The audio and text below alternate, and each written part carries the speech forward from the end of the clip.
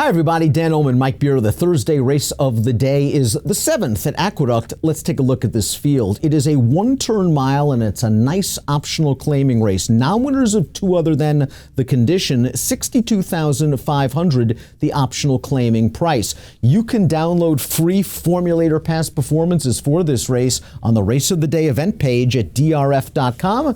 Access them and handicap along with us. We take a look at the Timeform U.S. pace projector for this race, and the number one, Play That Funny Music, projected to make the lead. And Play That Funny Music can lead, can stalk. Boy, Michael Tenuzzo has just gotten this gelding in great form. This is a very good young trainer. Yeah, it is. And listen, this horse is in great form. I'm not knocking it, and he will be forward in this race, whether he's on the lead or not. I don't know. It doesn't really matter for him. He'll be close. I suspect that Majid's going to come out of there running from post 4. I just don't know how good that horse is. Let's take a look at Play That Funny Music's most recent start. This is his non-winners of two other than state-bred condition. He's on the far outside. I thought he was on a hard 4-wide chase all the way through the turn. He makes the lead in here, and he makes it 4 in a row as the heavy favorite. Another good performance. He might need to improve a little bit from a Beyer's standpoint. In that 4-race win streak, Beyer's between 84 and 89, and this is a pretty salty group, Mike. The Beyer par for this level in 96. Yeah, listen, this horse, he's been in really, really good form, and they have spotted him well in those races, but he's just really picked up his game a notch. I mean, he's made 40 starts there, and the last 4 and all those wins, they're the highest Beyers of his career. He's just really gotten very good in his most recent races. I really liked his win 2-back. That wasn't the toughest. Those 2X optional 40 New York bred races can be really tough. That wasn't one of the tougher ones, but I just like the way he won it on a 4-wide chase the entire way. He's been really good lately, this horse. Pro Schema, the number 2, finished 5th most recently at Churchill Downs. That looked like a pretty solid non-winners of 2 other than the 3rd place finisher Curate came back to run 3rd, and the rare non-winners of 4 other than with a 93 Beyer speed figure. Let's go to Pro Schema's race. 2 starts back at Keeneland. Sloppy track, made a big mid-move. He's in the blue silks, just taking over the lead right now, and he goes on to win in solid fashion under Joel Rosario.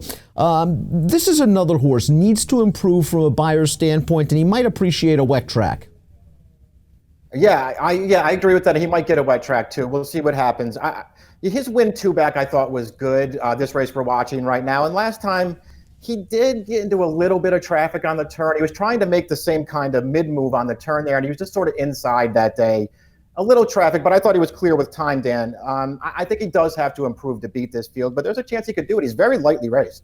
The Three Felix and Fabula is simply a racehorse. He's 8 for 27 lifetime. He's been on the board in 21 of 27 starts. He always gives an honest account of himself, and I thought he ran well last time out, going a mile and an eighth over muddy going. They were going a very good pace. They swing into the stretch. He's part of that pace. He's on the lead right now, and he's going to battle in between horses. He gets beat less than a length as the favorite. Crew Chief, the winner of this race, is a solid horse. He has races on the go back fast enough to win this, and he can stay relatively close to the pace. He's a horse, you never want to discount a horse like this because he's such a hard trier.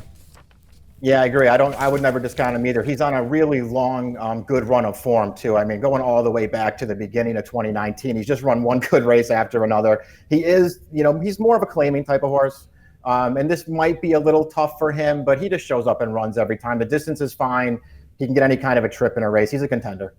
Perhaps the 4 Majid is dirtied up a little bit, but perhaps he's also dressed up a bit. His big win came in the Easy Goer Stakes on the Belmont Stakes undercard. It was a race in which he just went right to the front, got to the gold rail, and that was all she wrote. And the favorite that day never picked up his feet for Todd Pletcher. After that start, he was running against Code of Honor and Spun to Run. He had no chances against those two. And last time out off a 3-month layoff, he caught a wet track and set that fast pace in the Felix and Fabula race. This seems like a nice spot for Rudy Rodriguez. I've never been Majid's biggest fan, but I guess on his best day he fits.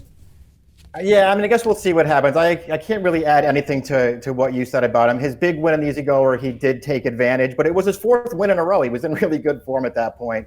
He's got speed. I think he'll be on the front. Cutting back from the mile and eighth is going to help this horse. I just don't know how good he is, Dan, but he's 15-1 on the line. Grump's Little Tots has gotten in excellent form for Jason Service. This horse the favorite on David Aragona's morning line, deservedly so, based on the company he's been keeping and the Beyer speed figures he's been earning.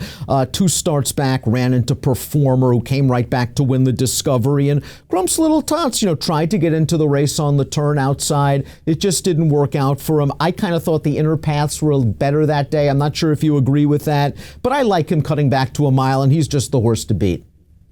Yeah, I agreed. He's just a horse to beat. He's actually improved throughout his racing career. Right from the start, he just keeps getting better.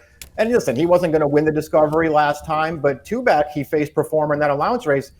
He raced that horse for a long way in there before he settled for second best. He was not embarrassed by Performer 2 back. And if he runs a race like that, he's going to be a handful in here. Musical America ships in from Laurel Park. This horse has 8 seconds and 7/3 from 29 lifetime starts. I don't think he's been embarrassed in a lot of those races. You go back 4 starts at Keeneland, he ran into a very sharp horse, Kate Choice, who came back to win with a 90-plus Beyer.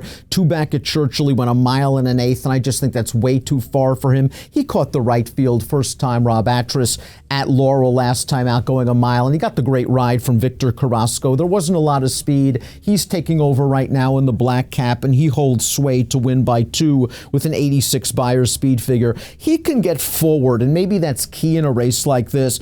Maybe he's not good enough. Maybe Grump's Little Tots and a couple of these others are stakes caliber. I don't know. I like the way he won this race. I think he's coming into this race in good form, and Rob Atras can improve him in a hurry.